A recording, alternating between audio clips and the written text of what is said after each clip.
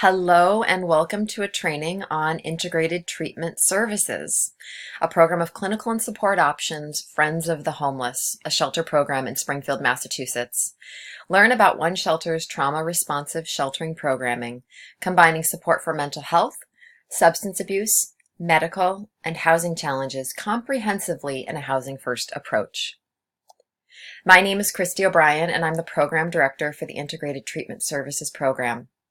Hailing from the field of social work, you'll hear that I bring perspectives of social justice, the importance of psychodynamic historical factors, and the very healing nature of a trauma-informed approach. In this training module, you can expect to witness the impact of the intersection between trauma, mental health disorders, substance abuse challenges, medical challenges, and housing needs. Better understand social work's role in homelessness versus the role of a housing-first administrative perspective only. Learn One Shelter's changing practices, the innovation of trauma-responsive sheltering and housing. And explore how integrated models of treatment from a multi-systems approach may help to resolve homelessness for some individuals over the long term. Listen in. Throughout this module, I am so excited to bring you several opportunities to hear from individuals currently experiencing homelessness and currently working with the Integrated Services team. Although they have provided consent, their identities have continued to be protected. You'll find that during these moments of audio clips, you may need to adjust your volume throughout the module. In order to begin better understanding the work, I wanted to challenge my assumptions. I wanted to challenge my team's assumptions about what we thought we knew about homelessness, and there seemed like no better opportunity than to speak to people who have experienced it. Here's a couple of examples. They pretty much set me up to fail. I had an apartment that I couldn't afford with the income I had, regardless, and I had SSI, so pretty much my income wasn't meant to change, so he knew that and he moved me in. So that's why most people have to wait 2 years to get put back in a homeless shelter. I didn't, because it was their fault, not my fault. And then, like, when I got housed here, 4 years I slept outside. It wasn't by choice. I tried to get housed, but now I can get my kids back. I'm not throwing that away. I turned down 2 housings before this one because they weren't going to grow with my kids. I'm not going to take housing, which would have been just like the housing I got with my kids. Set me up to fail. I'm not going to take something that's going to put me right back out on the street. This is a voucher, so it'll grow when my kids come back.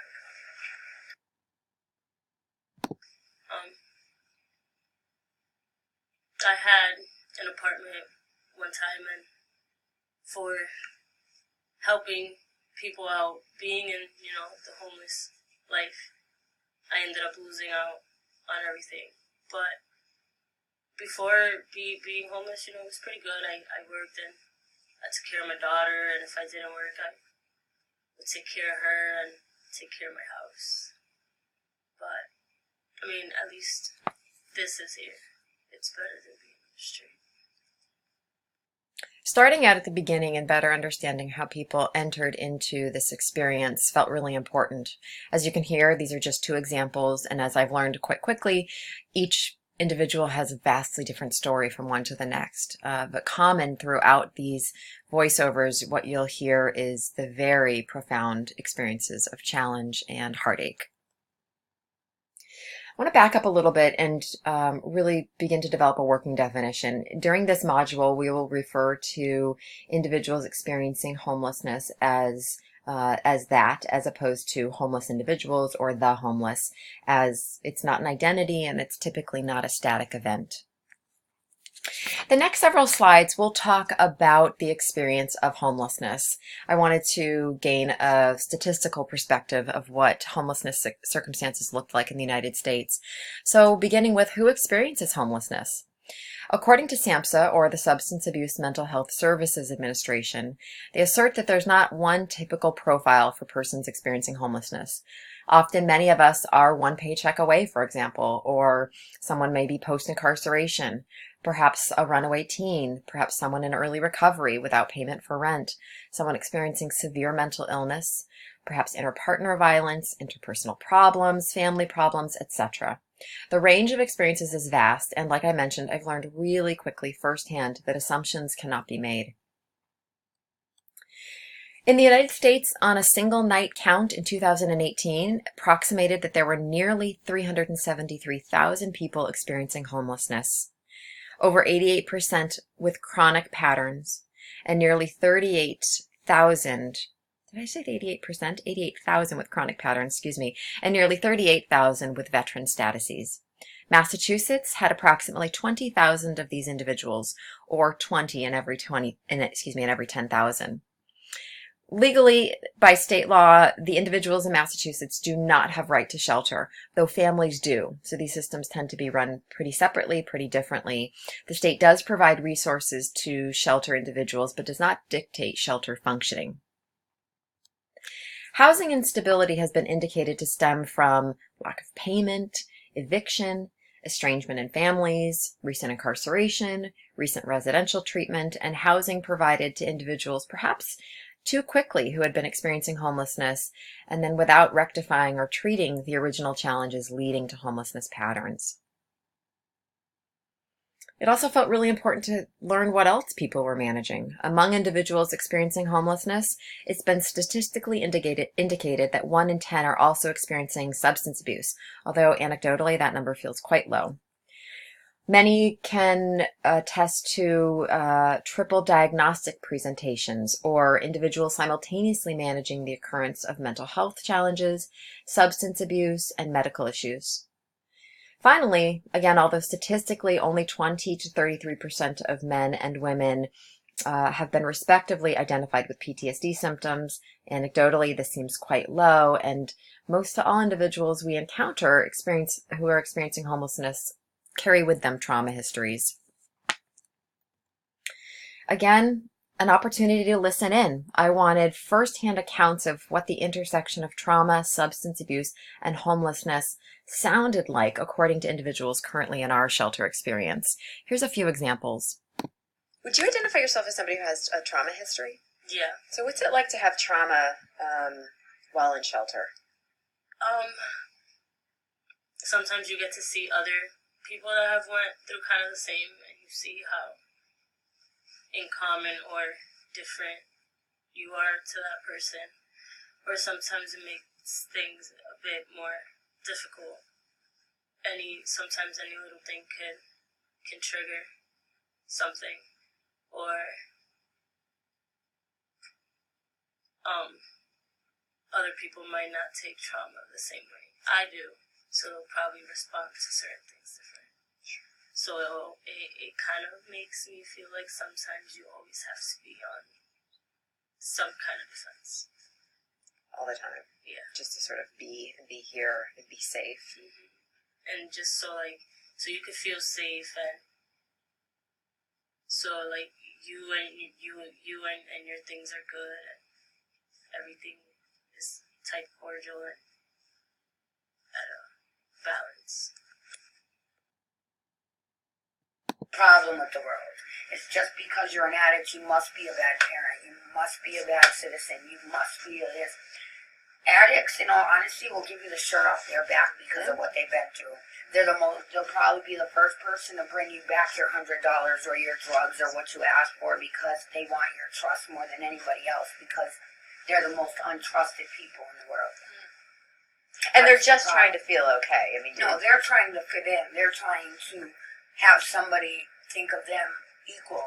You walk around and everybody looks at you, you're normal, you're equal, you got a job, you got a house, you fit in, you're normal. Me, I'm an addict. I'll always be an addict. That person that looks at me, they're always going to see an addict. They're never going to see anything else. They're never going to see past that addict. For the sake of time in this training, I want to share with you some clips from this young man's experience as well. Like, what's it like sleeping in shelter? Kind of. There's so much extra noise, which sends your imagination on overdrive. Because some of, you know what I mean, the things that you fear could go wrong are things that often go wrong. You know what I mean? It's one of those places where, because there's so many people gathered up in one place, the points of failure just multiply and maximize, because at every point where something could go wrong, there's more opportunities for it to happen. You know what I mean? So at the end of the day, you feel justified in this kind of paranoid feeling that you have, because it's what it is. It's an environment of all the people you could imagine in their worst situation, which would inevitably bring out, most likely, some of their worst behaviors. Because even, you know what I mean? Question. Do you feel like having a history with trauma in it gets exacerbated here? Do you feel like it's quieted here? I mean, what is that like to carry around with you in this kind of environment? It's both. It's kind of muted in the sense that everyone around you, you know what I mean, essentially has their own issues, but of them, there's a certain percentage that, you know what I mean, are here due to their own, let's call it maliciousness or whatever. And amongst those people, you have to kind of keep quiet like a mouse, because they're the type that will take advantage of your hurt, you know what I mean, in order to like get what they want, regardless of whether or not it hurts you further. So in that sense, you have to keep yourself muted to a certain extent, because if you don't, then, you know what I mean, you become food for others. So you could say it's exacerbated because when you go through something, it affects you. You know what I mean? Like, the brain doesn't have a way for processing trauma per se, like, doesn't have its own particular organ, etc. And then sometimes it's like we want, I mean, me personally, we want like somebody to listen, but we don't know how to speak up so they can listen. So as you can hear, different experiences, but a very common underlying thread of struggle and challenge, and quite a complex one. In the early 2000s and across America, the social policy Housing First gained momentum as the lead practice in treating homelessness. Understanding the complexities of what these recent individuals just shared, better understanding the theoretical and predominantly utilized housing modality seemed like a really important contrast. Travis Lupick, Canadian journalist who has comprehensively covered the intersection of homelessness and substance abuse, writes, "The U.S. Interagency Council on Homelessness posits that people experiencing homelessness need the safety and stability of a home in order to best address challenges and pursue opportunities. The Housing First approach simply gives homes to people experiencing homelessness, regardless of whether they are sober, have jobs, or have health problems. Being homeless is traumatic even in itself, and so providing stability with a home first makes other issues more conquerable. The Housing First model has proven to be very effective, retaining people in homes at higher rates while surprisingly cost-effective." So going into this work, there are several assumptions that this team actively embraced and for you to consider. First, that it's important to address all areas of an individual's need for healing in order to successfully improve housing stability over the long term. And that housing stability itself has been shown to support long-term recovery and help prevent relapse from substance abuse and mental disorders. Clinical and Support Options is a behavioral health agency based and practicing in Western Massachusetts. CSO prides itself on its commitment to providing comprehensive support to individuals and families, and, importantly, with a trauma-informed model of care. 2 years ago, CSO merged with the longtime and largest shelter in Springfield, Massachusetts, Friends of the Homeless. This partnership combined mental health specialists with trauma-informed care focuses with sheltering and housing experts, enabling, importantly, what will become innovatively trauma-responsive sheltering and housing teams. So what does trauma-informed homelessness intervention look like? It combines focuses on safety, trustworthiness, peer support, collaboration, empowerment, and choice and voice with an awareness of the existence of the later expression of trauma, creation of opportunities to rebuild control, and strengths-based approaches during sheltering and housing processes, a truly innovative enterprise in homelessness work. Clinical and support options, Friends of the Homeless provides a number of services in addition to emergency shelter and housing case management. I'm happy to elaborate on any things, but for the sake of time, any of these items, but for the sake of time, I'm going to move forward kind of quickly through them. We have 110 single room occupancy housing situations for those most chronically and severely in need throughout our county. A resource center open every day from 8 a.m. to 5 p.m., providing comfort from the elements and access to the variety of treatment the shelter offers. A meal program 3 times a day. On-site medical and dental clinic 5 days a week. Case management for all, something that directly speeds up the process of housing. Staff around the clock. And of course, emergency shelter. Let's listen in again. People's memories of their first nights in shelter are profound. Far too much was going on. I honestly had to I found a little corner, you know what I mean, to just kind of disappear into, and I did that. I kind of made sure nobody was really paying attention to me too much, and I try to block out as much of the world as possible. You don't know what's going on, and either you spend your whole night panicking trying to figure it out, or you just say, deal with it as it comes. And as, you know what I mean, as you spend days there, your first night, you know what I mean, starts to look better or worse depending on the day. Do you feel like my anxiety was kind of high. It was different. It's not what you would expect it to be. In some parts, it's better than you thought it would be, but it's not something you want to get used to. But yeah, I was anxious and didn't know how everybody else's personalities are and how everybody else is and the rules and things you can and cannot do. So, was there anything? What was better than you expected it to be, and what was harder?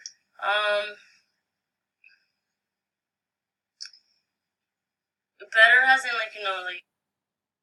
Oops, not sure what happened to the rest of that clip. It's worth also noting at this point that all of these pictures you're seeing from shelter are actual shots from our current shelter and from our shelter guests. So as I listen to these individuals and as I've spent time in the evenings in shelter, I know the very real experience, and hearing what people are dealing with internally and where they're sleeping just moves me every time. Friends of the Homeless shelters over 1,000 individuals, distinct individuals, each year, and over 200 people on campus each night. Some of what individuals experience as a traumatic part of homelessness is the overcrowding, the overstimulation, the overexposure to others' traumas as well. Let's listen into one more clip. Being here and being cooped up in a room with so many females, and sometimes it takes whatever's going on in our personal life plus that. It's a lot to handle, or sometimes we just So we know a good deal about our average population. For instance, all the statistics that you're seeing and that I'll share are from 2018 data from Friends of the Homeless. About half of the people that entered shelter reported no income, and the other that reported income, 75% of that was from Social Security disability alone. The average age range in 2018 was between 25 and 54 years old, something that we very consistently see from year to year. Latinx, Caucasian, and Black races predominate shelter, and over 80% of housing outcomes were reported to be one type of permanently, temporarily, or diverted housing experiences.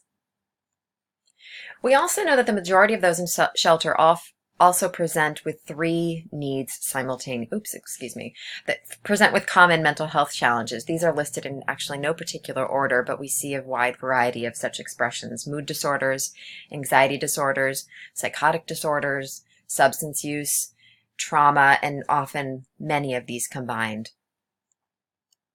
We also feel that a significant population of those in shelter present with what I'd consider a triple diagnosis: mental health and behavioral challenges, plus substance abuse challenges, plus medical challenges, all often needing critical and fairly immediate attention. But there's a great deal we want to know more about our population. For instance, I would love to know statistically, the top 5 reasons leading individuals in our locale to experience homelessness, the incidence of single event and complex trauma histories, the incidence of substance use, the incidence of triple diagnostic expressions, and significantly, how reductions in mental health challenges, substance abuse, and medical needs impact permanent housing rates. We especially hope to improve the accuracy of current data being gathered. It's our contention that without the safety of a trauma-informed rapport and approach, there is significant underreporting of all these experiences upon entry to shelter. So let's brainstorm. Friends of the Homeless is considered a low-barrier shelter, or permitting individuals to be on site in a variety of presentations that other shelters are not able to accommodate. Very specifically, people under the influence. We do not allow individuals to have drugs or alcohol on property, have any paraphernalia associated with the use on property, or to use on property, but we welcome individuals who are under the influence so long as it's not life-threatening to them or causing concern for any other guests. So, thinking about this, what can you imagine are some of the advantages to being a wet shelter? Can you think of the disadvantages, or a variety of them? And hearing what we just heard about trauma and trauma histories, what do you think the impact is in the context of trauma and active trauma? These are things and topics we navigate daily and really work hard to develop consistent and trauma-informed, compassionate policies around. And, as you can likely imagine, it is not a simple endeavor. Integrated Treatment Services is a program developed after the award of $2 million federal dollars from the Substance Abuse and Mental Health Services Administration for the qualitative and quantitative integration of mental health, substance abuse, medical care, and rapid housing searches. It's the grant's perspective and our focus that when all ducks are in a row, so to speak, we are able to provide cutting-edge trauma-responsive homelessness work. We respond to trauma, chronic mental illness, significant life disturbance, substance abuse, acute or chronic medical conditions, housing placement assistance, and importantly, after housing maintenance and further advancement. Our overarching goals are for our multifaceted team to enroll 100 distinct participants each year, provide them with access to mental health, substance abuse treatment, engagement with primary care, case management, transportation, crisis support, and more to 90% to 100% of them. We aim to get 75% housed and 100% treated. We firmly believe in harm reduction sheltering approaches. Lupic again illustrates this philosophy quite articulately. Inherent in harm reduction is an understanding that it's not necessarily the drugs themselves that do the most damage to the user. It is and can be the laws and systems of prohibition that are hurting people the most. Unless a mental illness or a substance use concern or a medical condition is causing problems with an individual's judgment or life-threatening situation to the guest or to another guest, the integrated treatment team honors individuals with a harm reduction approach in our work. We also believe in self-determination as an agent of change, allowing each person for themselves the time, place, course, and method of therapeutic treatment chosen, if any, as Lupic also writes. Importantly, we do not presume that the need for shelter will also coincide with the commencement of sobriety or mental health. Let's watch. I'm so pleased that one integrated treatment client member was able to share her experience having services provided to her on site.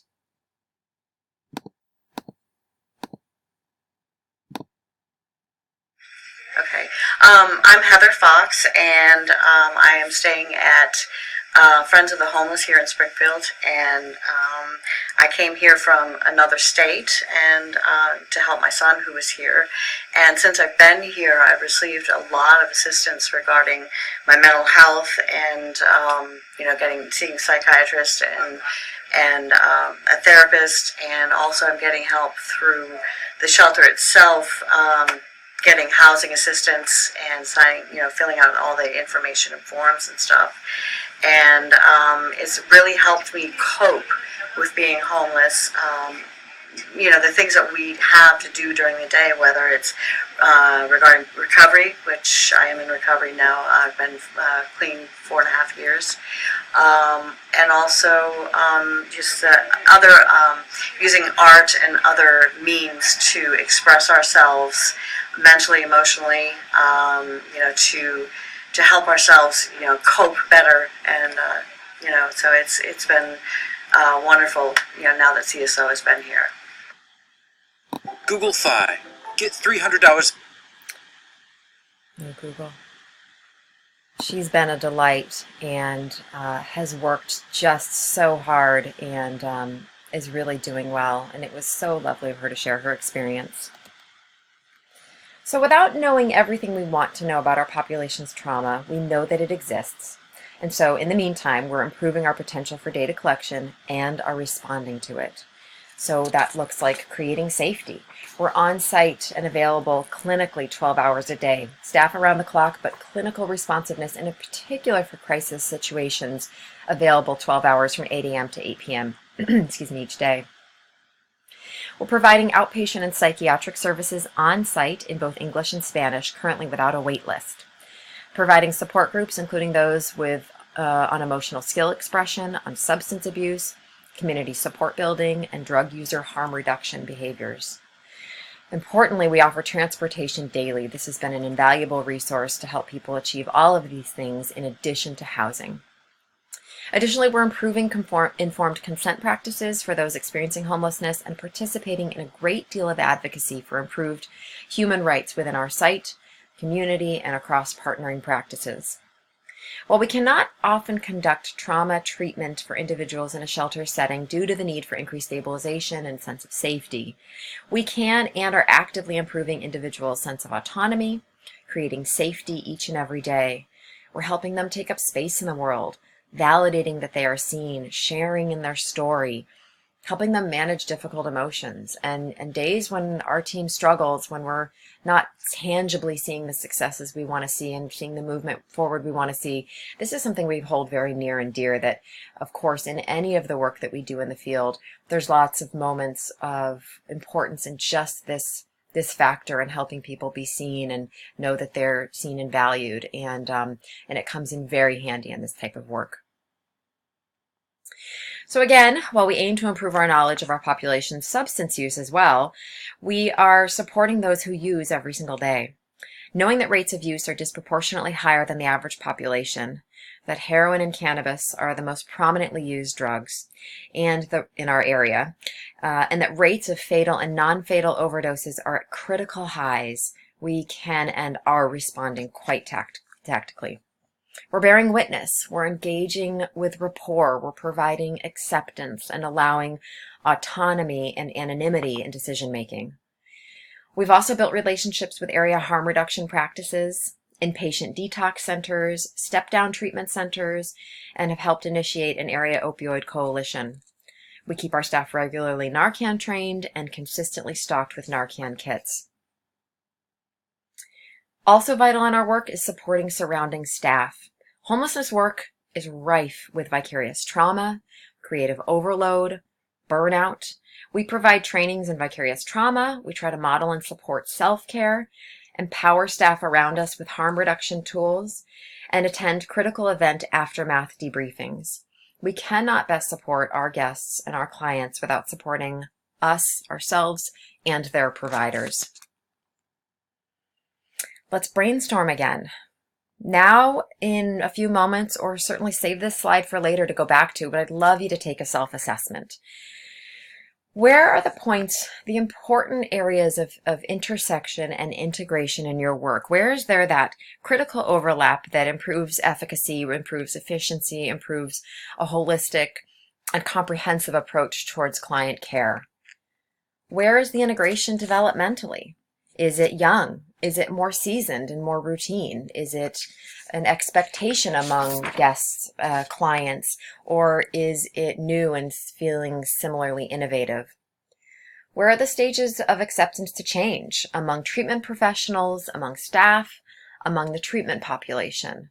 Change is hard. It's something that we've encountered both with staff and client populations significantly, and have really used that as a listening tool and as a way to better understand listening for needs as opposed to kind of blindly responding in a theoretical way. What are the known obstacles to these points of integration? What are they? Where are there some unknown ones? Although maybe you're feeling blips in workflows, take a better look at where they may be. And what do successes look like? Quite importantly, where is there moments of success that can be celebrated, can be modeled? Where can we take moments to step back from the individual work and look down from a macro or meso perspective and gain clarity in that what we're doing and what we're working so hard to do every day has efficacy? So something else I wanted to know more about was what keeps us going. A lot of the people that I now work around have worked at Friends of the Homeless for years upon years, and knowing the quality of the work and the quantity of guests, I wanted to know more about what keeps you going. Let's listen in. Why I'm here, because tomorrow will be something entirely different. You never know. It's not a cookie cutter job. You have to have the personality to want to go above and beyond. Even my girlfriend to this day gets mad at me because at 4:30 when I punch out, I'm still, if I run into anybody, I'm doing this kind of work. I'm asking if someone's after money, I give them money. If someone's cold, I'm going in my trunk, giving them clothes and food and stuff like that. Or Not sure what happened there. Let's try. But trust the fact that you can relate to them. Do you think that impacts your work with them? I think trust is a big deal. It's a bigger deal than you think it is. And it could be something as stupid as saying that you'll get a bus pass for them, and if you forget, they feel like they're not worth it. And it's just trusting and the follow up and continuing the handshaking and the baby kissing in the morning. And it's very important to these people's lives. Like when I come in every day, people are looking for you right away. Sometimes you can't even get out of the car because they come looking like hunching down. So that's the greatest part about working here is you're needed, you're wanted, you're making a difference in people's lives. I just love these. Just the work in itself is gratifying. Coming into FOH, and what got me here is that I've experienced a lot of things in my own life. So I come here with a passion to help somebody. And that's what keeps me staying, is because just if it's one or two people that I was able to make a difference in their life and help them, that's what keeps me going. Come a lot of things in my own life. And leading by example, I just want a lot of people to know that substance abuse, even mental health issues I've endured, that change is possible. I just adore these clips, and it's in particular while looking into the Friends of the Homeless Resource Center after dinner in the evening. These are people that I work around every day, and without romanticizing the work, it's profound. It's profound for clients and guests, and it's profound for the people who work there. It's such an important place of intersection, and a true privilege to be a part of the work. So I wanted to offer you a bit more exploration in the integration. We've provided a conversation between the longtime manager of Friends of the Homeless, now Vice President of Housing and Homelessness Work for Clinical and Support Options, Bill Miller, and myself, Program Director of Integrated Treatment Services, Christy O'Brien. Listen in to see how the work intersects between, for instance, homelessness administration and now social work. For the best viewing of this interview, please highlight the web address provided and paste it into your favorite web browser. Enjoy! So, thank you for your viewership. Thanks for sitting through the long interview, but I thought there were a lot of really interesting points to go over and review and just sort of witness what the work looks like when we're sort of theoretically balancing a lot of different things at once all together in this work. I want to thank you overall for your viewership. Thank you for your interest in the subject matter. And please don't hesitate to visit us at csoinc.org if you have additional questions, if you have points of clarification you'd like me to make, or just collaborate. Again, my name is Christy O'Brien. It's been a pleasure to have you listen to this, and I wish you the best of luck in the work.